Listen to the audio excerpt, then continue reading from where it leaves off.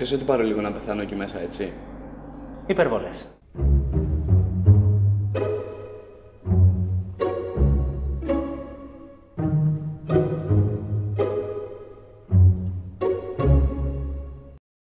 Ένα λόγο. Πες μου ένα γαμημένο λόγο να ρισκάρω το κεφάλι μου σε αυτή την ιστορία. Σοβαρά τώρα. Ας μιλήσουμε σαν πολιτισμένοι άνθρωποι.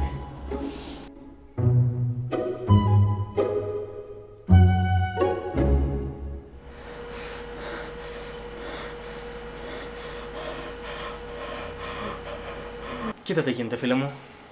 Δεν θέλω να σε σκότωσω. Αλήθεια. Σου φαίνομαι για ψεύτης?